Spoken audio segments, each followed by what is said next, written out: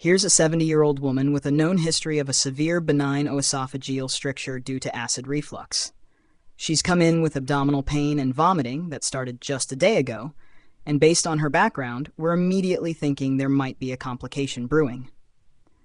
When I look at the plain abdominal radiograph, the first thing I notice is that there are dilated loops of small bowel measuring around 5 centimeters, so we're already thinking about a small bowel obstruction. Importantly, there's no large bowel dilatation, which helps to narrow our focus. Then there's this metallic tubular density with a lattice-like appearance located in the left iliac fossa. Now, considering her medical history, I can't help but think of stent migration as a potential cause here. There's no sign of intra-abdominal calcification or free gas, so no perforation yet. No gas in the biliary tree, and crucially, no stent visible in the lower esophagus, confirming the suspicion that the oesophageal stent has migrated. The diagnosis? Small bowel obstruction, likely due to the migration of an esophageal stent. Of course, we need to think about differentials as well. Adhesions from previous surgeries or a rectal stent in situ could also be considered. But given the imaging findings and her known history, the stent migration remains the most probable diagnosis. At this point, it's absolutely crucial to get the surgical team involved immediately. The dilated loops of the small bowel indicate that we're on the verge of a perforation, which could have catastrophic consequences. We'll also need to compare this imaging with prior scans to confirm the migration, especially if the stent is no longer present in the esophagus. Next steps? We definitely need an urgent CT scan of the abdomen and pelvis to provide the surgical team with a clear anatomical delineation, help confirm the diagnosis, and rule out any signs of perforation.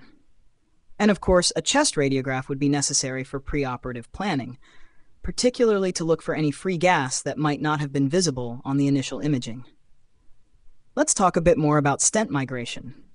This is a common complication occurring in up to 35% of patients, especially when the stents are placed across the gastroesophageal junction.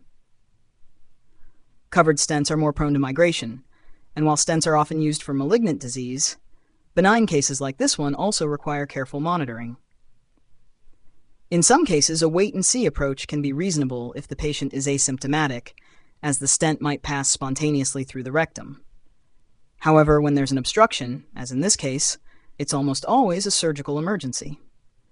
The patient underwent a CT scan, confirming the presence of stent ileus, and the stent was successfully removed at laparotomy.